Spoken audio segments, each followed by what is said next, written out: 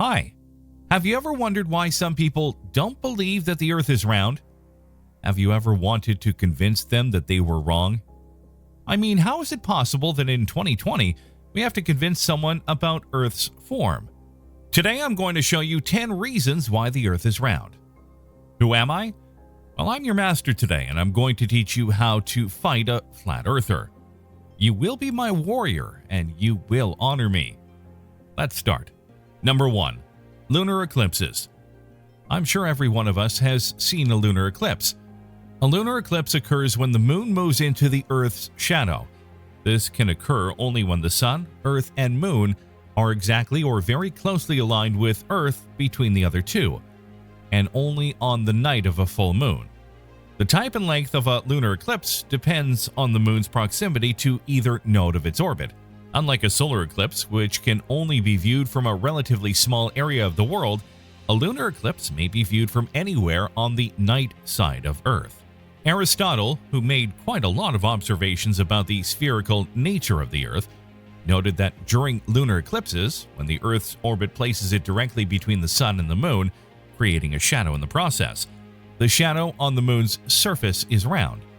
This shadow is the planet, and it's a great clue about the spherical shape of the Earth. One might say that Earth is round, but it's not spherical. Since the Earth is rotating, see the Foucault pendulum experiment for a definite proof. If you are doubtful, the consistent oval shadow it produces in every lunar eclipse proves that the Earth is not only round, but spherical. Absolutely, utterly, beyond a shadow of a doubt, not flat. Number 2. Ships and the horizon. If you go to a lake and there are boats on that lake, the further away a boat is, the more the bottom of the boat will disappear, and you basically will see just the mast of the boat. And as the boat goes further and further away, the last thing you will see is the very top of the mast of that boat. That's because the boat is actually going over the horizon that's curved, and that means that as it goes further and further away, you see less and less of the bottom of it, and more of the top of it. You can't see that with binoculars. This wouldn't happen if the Earth was flat. You would only see the boat getting smaller and smaller as it goes further and further away, but you would be able to see the whole thing with the same proportions. Imagine an ant walking along the surface of an orange into your field of view. If you look at the orange head on, you will see the ant's body slowly rising up from the horizon because of the curvature of the orange. If you would do that experiment with the ant approaching along a long road rather than a round object, the effect would change. The ant would slowly materialize into view depending on how sharp your vision is. Number 3.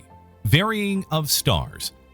Varying star constellations. This observation was originally made by Aristotle, 384 to 322 BCE, who declared the Earth was round, judging from the different constellations one sees while moving away from the equator. After returning from a trip to Egypt, Aristotle noted there are stars seen in Egypt and Cyprus which are not seen in the northerly regions. This phenomenon can only be explained if humans were viewing the stars from a round surface. Aristotle continued, claiming that the sphere of the Earth is of no great size, for otherwise the effect of so slight a change of place would not be quickly apparent. The farther you go from the equator, the farther the known constellations go towards the horizon, to be replaced by different stars. This would not have happened if the world was flat. In other words, if you live in the northern hemisphere, you can see all of the constellations on the northern part of the sky, and maybe some of what is visible from the southern hemisphere. If you travel downward towards the equator, you'll be able to see more of the sky from the southern hemisphere's perspective, while also losing more of what you'd normally see in the northern hemisphere. The time of day is truly what affects how much of the sky you can see wherever you are. Since the sun only shines for about half the day, you lose sight of constellations blocked by sunlight. Plus, because the Earth is orbiting the sun, you can see different parts of the sky depending on the time of year. Even so, there are some things you can't see at all depending on which hemisphere you live in. This explains why eclipses, meteor showers, and other phenomena can only be seen in certain parts of the Earth. Number 4. Erathosthenes Experiment. Erathosthenes will always be remembered for the calculation of the Earth's circumference circa 240 BC. Using trigonometry, and knowledge of the angle of elevation of the sun at noon in Alexandria and Syene, now Aswan, Egypt. The calculation is based on the assumption that the Earth is spherical and that the sun is so far away that its rays can be taken as parallel. Details of his method he published in a work on the measurement of the Earth, which unfortunately was lost. We know indirectly about his method from other authors. Before we begin, a few definitions. Tropic of Cancer is one of 5 major circles of latitude that mark maps of the Earth. The Tropic of Cancer current latitude is 23 degrees, 26 minutes, 22 seconds north of the equator. Local noon is when the sun is the highest in the sky and can be quite different from 12 noon on the clock. Solstice is an astronomical event that happens twice each year, when the tilt of the Earth's axis is most inclined towards or away from the sun. In the northern hemisphere, the maximum inclination towards the sun is around June 21st, the summer solstice, with the maximum inclination away around December 21st, the winter solstice. For the southern hemisphere, winter and summer solstices are exchanged. What matters for our experiment is the fact that on the summer solstice, local noon, the sun rays are just overhead, at a right angle to the ground on the Tropic of Cancer. Erathosthenes knew that on the summer solstice at local noon on the Tropic of Cancer, the sun would appear at the zenith directly overhead, sun elevation of 90 degrees. Though Syene was slightly north of the tropic, he also knew from using a vertical stick and measuring the cast shadow that in his hometown of Alexandria, the angle of elevation of the sun would be 83 degrees, or 7 degrees south of the zenith at the same time. Assuming that Alexandria was due north of Syene, Alexandria is in fact on a more westerly longitude. He concluded, using the geometry of parallel lines, that the distance from Alexandria to Syene must be 7 out of 360 of the total circumference of the Earth. The distance between the cities was known from caravan travelings to be about 5,000 stadia.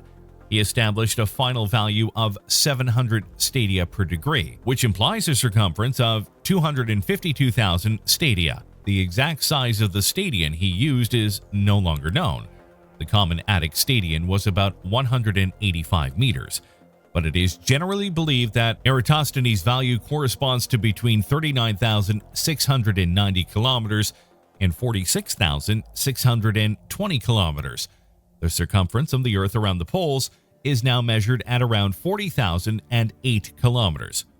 Erathosthenes' result is not bad at all.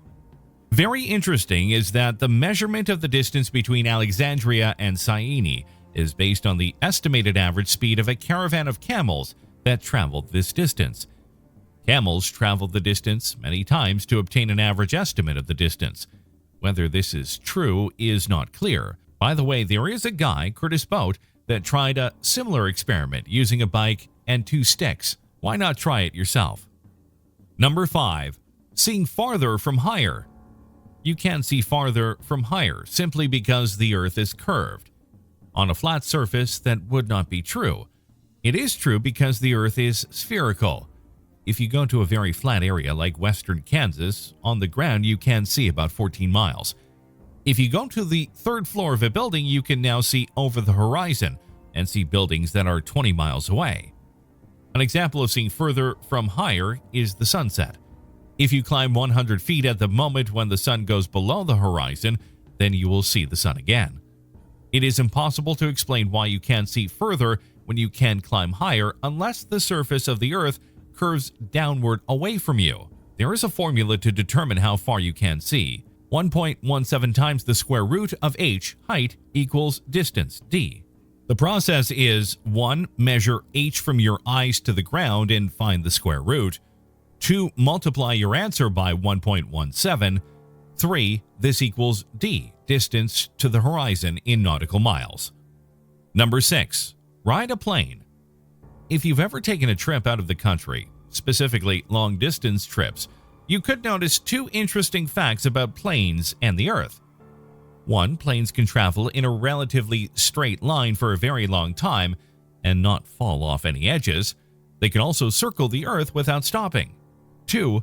If you look out the window on a transatlantic flight, you can, most of the times, see the curvature of the Earth on the horizon. The best view of the curvature used to be on the Concorde, but that plane's long gone. I can't wait to see the pictures from the new plane by Virgin Atlantic. The horizon should look curved as it actually is from a distance. Number 7. Look at other planets. The Earth is different from other planets. That much is true. After all, we have life, and we haven't found any other planets with life yet. However, there are certain characteristics all planets have, and it will be quite logical to assume that if all planets have a certain way or show certain characteristics, specifically if those planets are in different places or were created under different circumstances, our planet is the same. In other words, if so many planets that were created in different locations and under different circumstances show the same property, our planet likely has the same property as well. All of our observations show that other planets are spherical, and since we know how they're created, it's also obvious why they take this shape.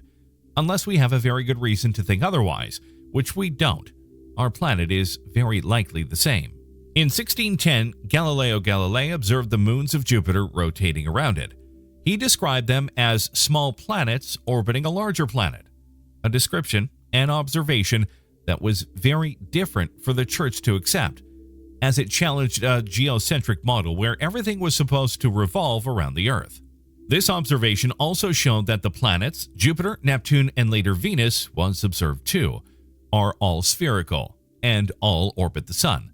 A flat planet, ours or any other planet, would be such an incredible observation that it would pretty much go against everything we know about how planets form and behave. It would not only change everything we know about planet formation, but also about star formation. Our Sun would have to behave quite differently to accommodate the flat Earth theory. And what we know of speeds and movements in space, like planets' orbits and the effects of gravity. In short, we don't just suspect that our planet is spherical, we know it. Number 8. The existence of time zones.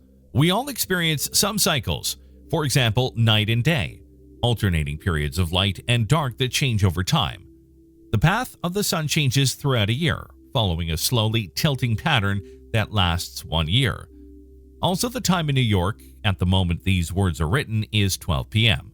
The Sun is in the middle of the sky. In Beijing, China, it's midnight. The Sun is long gone. All of this can only be explained if the world is round and rotating around its own axis. If the Sun was a spotlight and the world was flat, we would see the Sun even if it didn't shine on top of us. Similarly, you can see the light coming out of a torch on the wall even though you are sitting in the dark. The only way to have two distinctly separate time zones, where there is complete darkness in one while there's light in the other, is if the world is spherical. Number 9. Seasons. Another cycle observed on Earth, which we call seasons, go a particular way in the northern hemisphere and the opposite way in the southern hemisphere. Why is that? This is because Earth's rotational axis is tilted with respect to the elliptical plane, the vertical, and it is going around the Sun, just like all the other planets. The seasons occur because of the amount of sunlight hitting one hemisphere versus the other at any given time in Earth's orbit. Number 10. Images from space. Over the last decades, we've launched satellites, probes, and people into space. Many of them transmit amazing images to our receivers on Earth. In all of these photos, the Earth is shown to be spherical. So please, now enjoy the moment and watch these amazing pictures we show you because you deserve it.